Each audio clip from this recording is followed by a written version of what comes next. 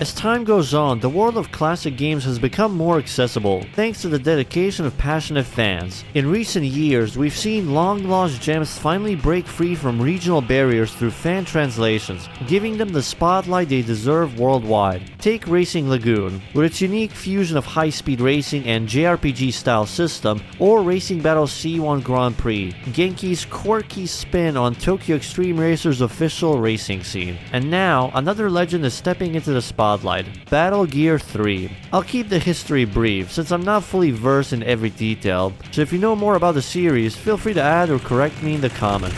The Battle Gear series was developed by Taito, a company that first entered video game development back in the 1960s, primarily through arcade machines. The series originally debuted under the name Side by Side in 1996. To my surprise, it was actually quite popular. Many of its entries consistently ranked in the top 5 of Japan's monthly arcade charts published by Game Machine. After Side by Side Special in 1997, the franchise shifted to the Battle Gear name in 1999. That brings us to the focus of the video. Released in 2002 exclusively for arcades, it later received a PlayStation 2 port in 2003. However, that port never left Japan, making it a regional exclusive. Even though arcade cabinets did eventually reach North America in 2004, there was also an updated release titled Battle Gear 3 Tune, but it remained locked to the arcade cabinets only. I'll leave a link below for anyone who wants to try out the English patch. The setup is simple since you're just swapping textures through PCSX2.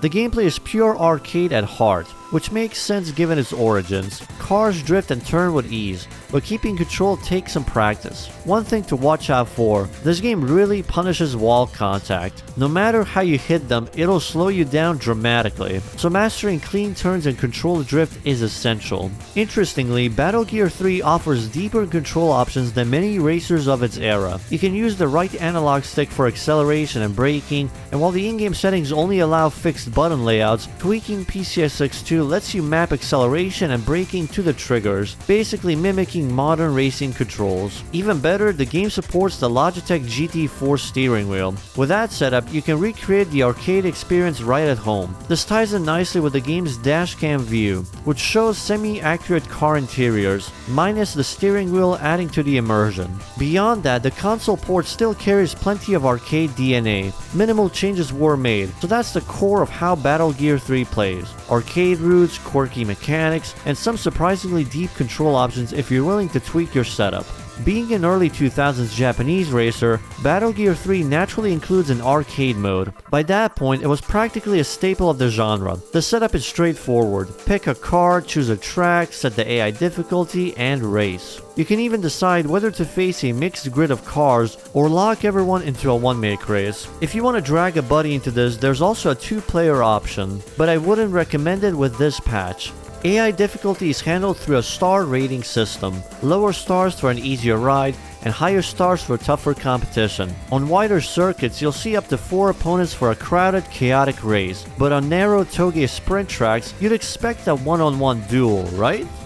Well, not really. Even in the final 2 sprint stages, the game still throws 5 drivers onto the course, turning it into a train of cars barreling through the needle-wide mountain road. It's extreme, but it forces you to sharpen your overtaking skill and adapt to the chaos. Each track in Battle Gear 3 comes with its own environment and difficulty level, just as the game labels them. The easiest is the Shutoku Highway Oval at night, complete with a Tokyo Tower glowing in the background. From there, you move to a scenic beachside resort. It's slightly more complex, with a few sections where you'll need to lift off the throttle, but even the fastest cars can usually go flat out. Things get trickier once you hit the mountain roads. One track takes you across a dam at sunset, weaving past hairpins, railways, and tunnels. Another throws you onto a countryside rally course, featuring the only dirt layout in the game. Then there's a brutal mountain circuit with narrow paths and sharp corners, where overtaking becomes a real test of skill. Finally, the 2 sprint toge tracks ramp up the intensity. I'm not entirely sure which real roads they're based on, but they feel like a mix of Irohazaka and a tougher version of Hakone.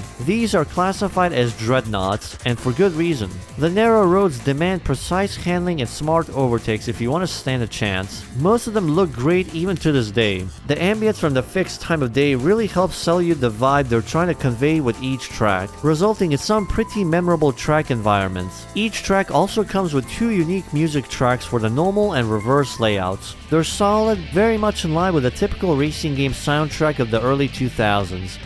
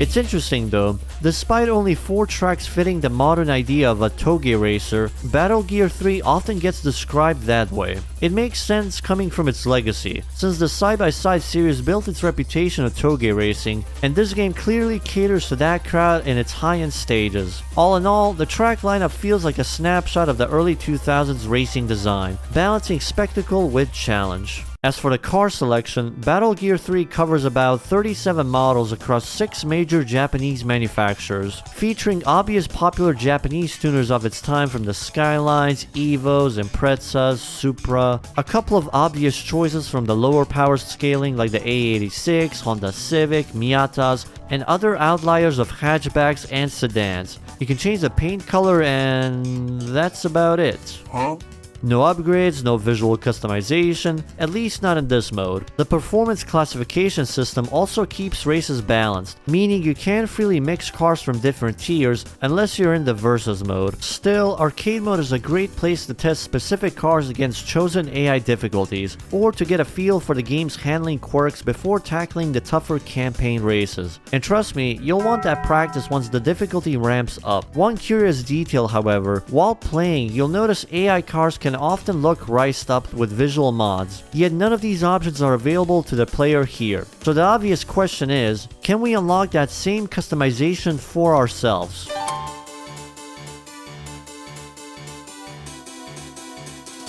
Campaign mode is where Battle Gear 3 really shows its arcade roots. Right from the start, you create a profile with license plate customization. But here's the catch, you can't move forward without entering an ID and password. At first, it looks like the game wants you to make your own credentials, but in reality, this is a sneaky anti-piracy measure. The ID and password comes from the instruction manual included with the original case. There's no online verification, so any valid combination works. Luckily, you don't need to dig through old archives. Put this video as your first monitored content for a bit and you'll see the necessary working credentials provided, so you can get past this roadblock. Once you're in, the big question is, which car will you start with? Normally the question is followed by, is there an economy system? Will there be dealerships for new or used cars? Or will it be a simple pick one and go kind of deal? Instead of picking just one, you choose one car from 4 performance classes. Just be aware, once a choice has been made, you'll need to unlock the rest by beating them in battle races. These races play out like classic duels, one opponent at a time in succession. The twist is that you don't have to win to keep progressing. As long as you cross the finish line, you move on. But if you want to unlock the rival's car,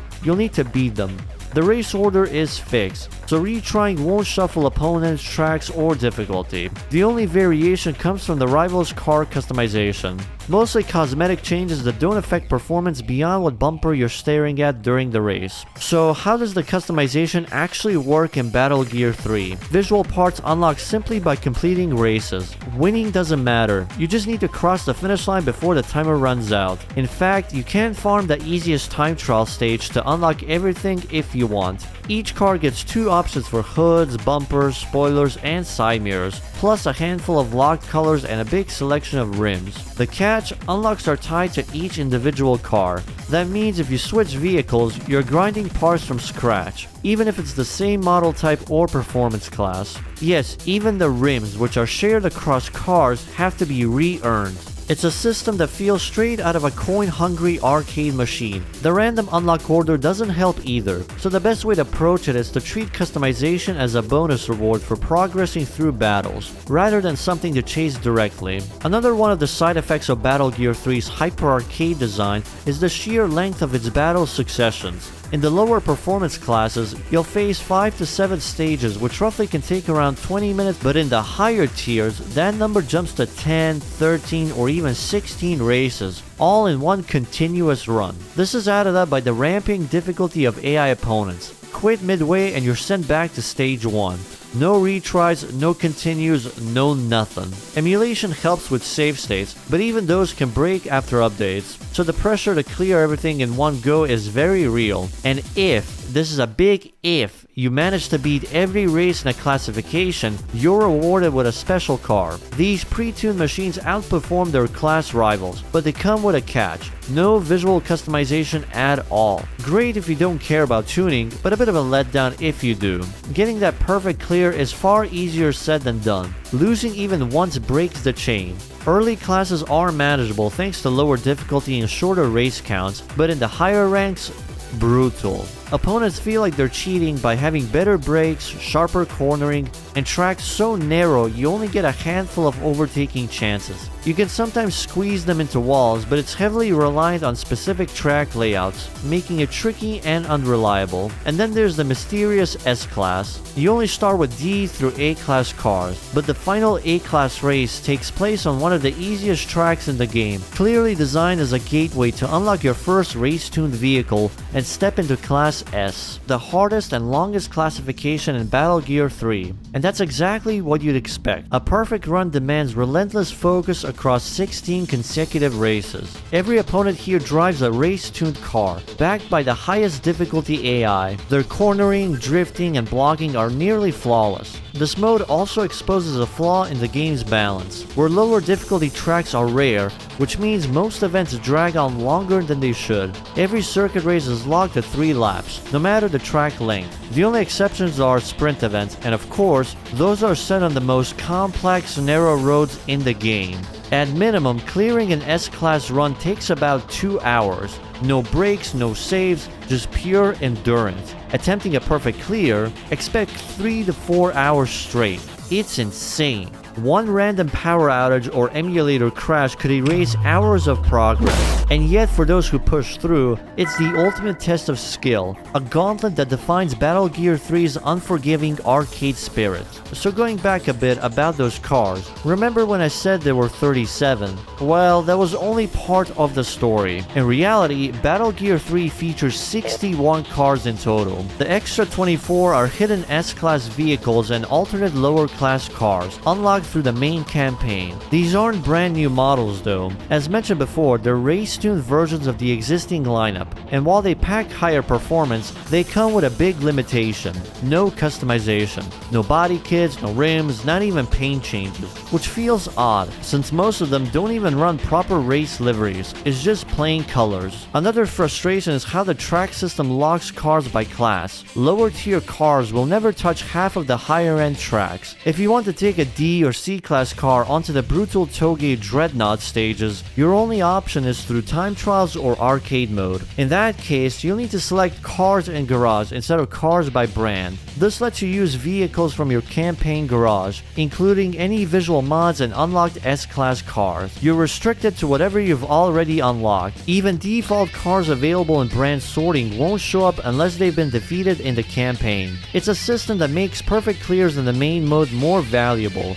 but also more frustrating. What I'm getting out of Battle Gear 3, when you're locked in, focused on the challenge, the game truly shines. Just you, the car, and the road. It's the game and its core gameplay at its absolute best. With a wheel setup, the immersion is fantastic, showing how much detail Taito put into the game at a time when that wasn't always the norm. But the sweet factor is real. Long gauntlets with no brakes, grind-heavy customization unlocks, and the lack of console-friendly adjustments makes the experience exhausting at times. The heavy arcade DNA gives the gameplay its edge, but it also drags down the console release. To truly 100% the game, unlocking every car and every customization part, you're looking at days of non-stop play, easily around 10 hours for perfect clears across all classifications, plus 2-3 hours per car for customization. That puts it in the same league as Ridge Racer Type 4 in terms of completion time. Completionists will find plenty to sink their teeth into, but casual players dabbling for a taste may burn out fast. Still, Battle Gear 3 has its own unique flair. It's even experimented with online functionality, letting players battle through what I'm assuming to be ghost data in time trials. I'm not entirely sure if any attempts to revive this have been made, but even though it's gone, it shows how forward-thinking the game was for its era. Overall, I'd still recommend giving Battle Gear 3 a shot, whenever you're in the mood for a semi-toge racer. A classic Japanese arcade experience, or just a solid racing game with surprisingly good handling. Some of the other console ports are options worth exploring too. Side by Side Special on PS1 brings content from the early arcade cabinets, and while it's only in Japanese, the simplicity removes the language barrier to pick up. Battle Gear 2 did get a localization, but only in Europe. As per usual with 90s and early 2000s localization, it received the baffling title change of Tokyo Road Race. Just like Side by Side Special, however, the game is rather simple, making it easy to pick up. Beyond that, the series stayed locked to the arcades. Battle Gear 4 and its tuned update never left Japan. A successor project called Top Speed was teased in 2009, but after location testing, it quietly disappeared. The franchise's decline can be seen through ties into Taito's fate. As Square Enix acquired a controlling stake in 2005 and by 2010, Taito had effectively folded into Square Enix, becoming their arcade division. Since then, their activities have been mostly behind the curtain. Given Square Enix's recent business fumbles, such as selling studios and chasing trends like NFTs, or losing a ton of game sales by taking exclusivity deals, it's unlikely we'll ever see Side by Side or Battle Gear revived. Like Racing Lagoon and other forgotten IPs, it will remain on the waiting list classic fans hope to see again. But as things stand, it's more power for the fans, picking up the torch to further improve and increase accessibility for the masses. As for the game itself, Battle Gear 3 remains a fun, straightforward arcade racer. Additionally, it's a good excuse to try out a wheel setup through emulation, which it feels practically built for. The other entries are simple enough to pick up anytime, offering that nostalgic Japanese arcade flavor. At its core, the gameplay is the series' biggest strength, even if the console ports carry some glaring oversights. Hopefully, this video shines a light on a franchise that deserves more recognition, whether this is your first step into these classics or just another addition to your collection. So thanks for watching, and if you've got memories or insights about this obscure racing game series, drop them in the comments and I'll see you in the next video.